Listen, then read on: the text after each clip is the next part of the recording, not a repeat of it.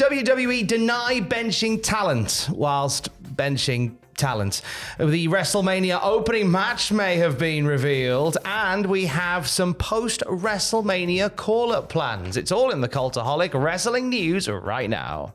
On the road to WrestleMania, and the knives are very much out for the head brass at WWE. Triple H with some pointed comments at fans and critics, and Nick Khan making some comments about the other wrestling company and the father what funds it. Now, this has led to a comment by Nick Khan about talent being benched. Yeah, he said on the Bill Simmons podcast, "We don't sign and bench people. We sign people who we want to use. If another entity signs and benches people now, that's not something we would do." Let's talk about Omos. Let's talk about Omos in a completely unrelated bit of news. So back in January, Omos was on an expedition to Pro Wrestling Noah, and he became one half of the GHC Tag Team Champions. It was a glorious day for homosexuals across the planet. There was a bank holiday in his name. However, WWE went, "No, we need him back now. You take the part off him, we need him now."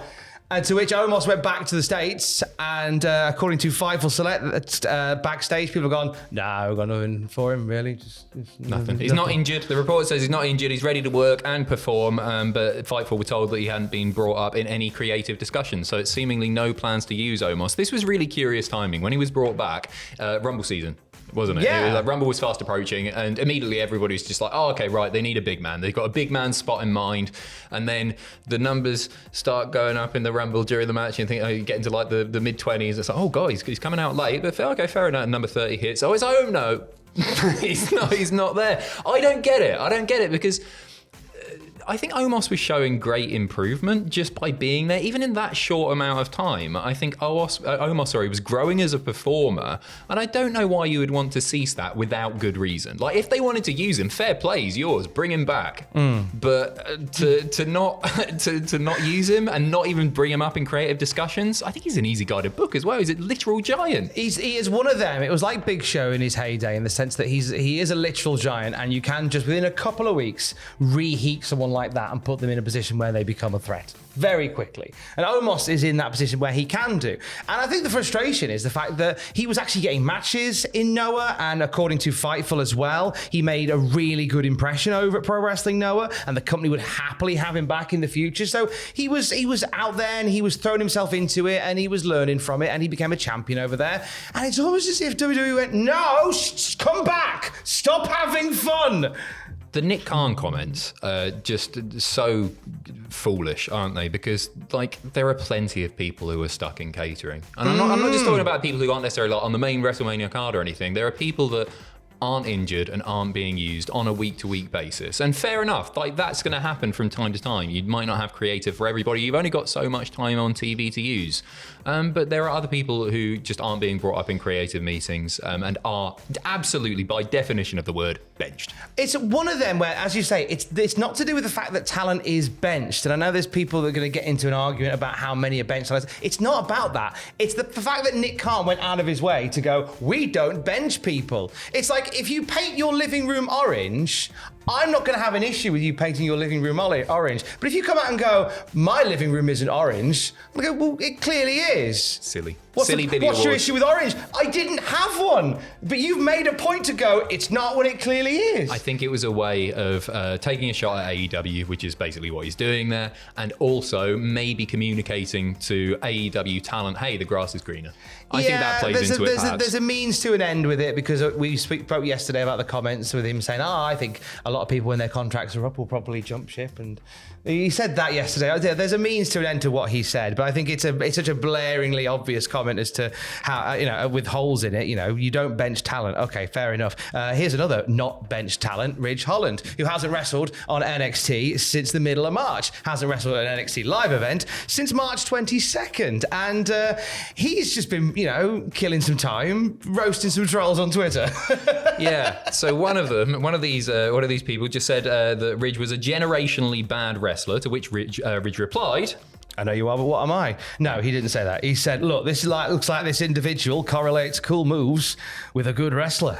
let me tell you, let me let you in on a little psychology secret, son. You see, I'm a villain, a bad guy, a heel. You're not supposed to like anything I do. I should have no redeeming qualities, whether that be the way I wrestle, the way I talk, or even my mere presence. You should dislike. So, with all that being said, and judging by your comment, I think you're the one that's been worked, sunshine. Oh, and before I forget, you're a virgin. Nailed it. That was surprisingly good. You really did nail It's that. like I'm married to a Yorkshire woman. Well done. She gets very cross with me and puts this voice on. I know what Ridge is trying to do here. I don't think he's done it especially well, because my understanding, what that fan is actually saying is that you're not performing well as a villain. You're not performing well as a baby face. He's basically saying that you're not entertaining to watch, and Ridge has maybe twisted that around a little bit to go, hey, you might think I'm bad, but I'm intentionally bad. I'm rubbish, but yeah, I'm meant to be rubbish. You can shut up. I would personally just ignore it if I were Ridge Holland. And he's always a guy, just because, especially the Big E stuff, he's a guy who's going to face more criticism than others. He's going to be attacked online more than other wrestlers will have. So it must be really exhausting getting this stuff in your Twitter mentions all the time. But he's not funny enough to do that. He's sadly not quite funny enough to make that happen. Now, one fan on Instagram asked Ridge how catering was, to which he said, can I do it again? Yeah, please do. Catering's not bad, actually. We got chicken, pork, steak, sometimes salmon. We got potatoes, rice. It's a bit dry sometimes, but beggars can't be choosers. We've got all the condiments, French mustard, ketchup, salt, pepper, extra virgin olive oil. I got you again! Done it. Double got whammy. You again. Oh, that sounds fantastic. Honestly, if WWE want to sign me and bench me, because that is a delicious menu. I'm all right with that. Good That sounds advertising great. by Ridge. I do think it's something that he's working on online. He's using the hashtag Ridge Roasts, encouraging people to... Crap, though. Yeah. They're not. It's not funny enough. But when I think of Ridge Roasts, I think like he could open like a branch of Toby Carver. Yeah. Which would be more successful than him on Twitter. What if that's the thing? Eventually, welcome to Ridge Roasts. And the gimmick is he opens a carvery. You can have that for free, Ridge. You can have that, mate. That is all yours. You are so welcome. One talent not being benched is NXT's Sol Ruka. She's won her first title. She has. She is the new WWE Women's Speed Champion. This aired yesterday over on Twitter, or X, rather, defeating Candice LeRae. And with 60 seconds to spare as well. Not too shabby. She is the definition of speed. She is a nimble woman, isn't she? She's incredibly talented. She is a nimble woman. The Soul Snatcher is fast becoming my favourite finisher. That gorgeous moonsault cutter, which I think we're going to see her do off a ladder. Yeah, there's so many possibilities. It's well going to be off a ladder. She's class, and you know what? She is so spot on for the speed division. Can you even call it a division? She's perfect for those matches. If you want excitement in a 5-minute window, Sol Ruka is a pretty decent bet. It's 5 for the title matches, which is a nice touch. It's 3 for your regular ones, but I like the fact that they make it to 5 for a title match, because I think that it just adds that little extra element of jeopardy, because Candice LeRae's title reigns in that division were very much like running the clock out, and now it's a case of going, I'm going to make it 2 more minutes. Good stuff. I like the concept of these quicker matches. I do watch them and I do enjoy them. She's got a bright future ahead of her. Very, very bright future. Now, WrestleMania is in our bright future, and I think we've had a little indication of what match is opening the whole darn thing. On WWE's YouTube channel, Jey Uso speaking on the Road to WrestleMania vlog about where he wants his match to take place, saying, do you want to do the accent again? Saturday is my day. Saturday is my day.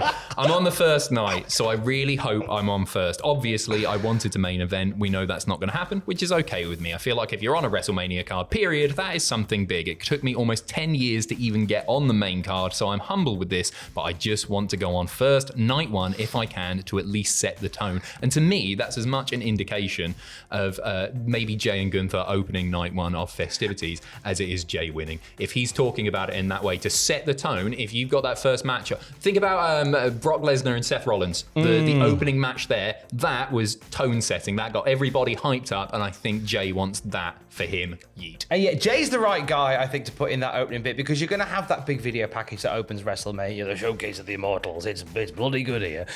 Fireworks, song by The Weeknd, fireworks, crowd going wild, and then you hear, oh, so, and then it's yeeting, energies up, go for it. Opening visual, it's spot on, isn't it? That's exactly how WrestleMania goes. Gets everybody in the mood for it, away we go.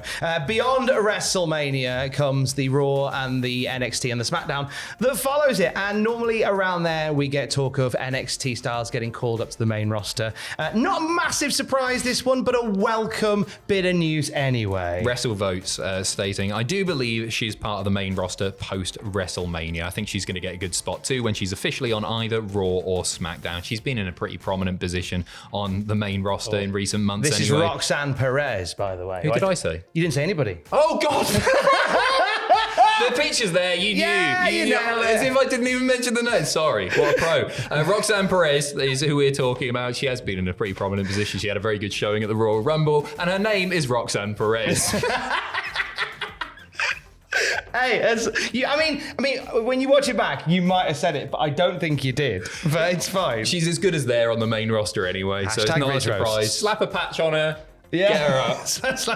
slap a patch on her. Perez, obviously, amazing position in the Rumble. Yep. Great work in the Elimination Chamber, but very much been in the mix on the main roster for a good while. So it's not a surprise to see her moving up. And with that NXT Women's Division getting so good right now, and with other names reportedly on the way there as well, that you're going to want to move some of these guys up so you can make it even better again. Like that's the whole point. That's the NXT system working as it should. You create this incredible nucleus of talent, and then you move them up because you now need to make way for more to come through. That's exactly it. And she's done everything there is to do in NXT. They don't need her anymore. She's more than set for the main roster, and her name, once again, is Roxanne Perez. Yeah, she'll team with Cora Jade in a women's tag team title top contenders match on the pre-show of NXT Stand and Deliver on Saturday.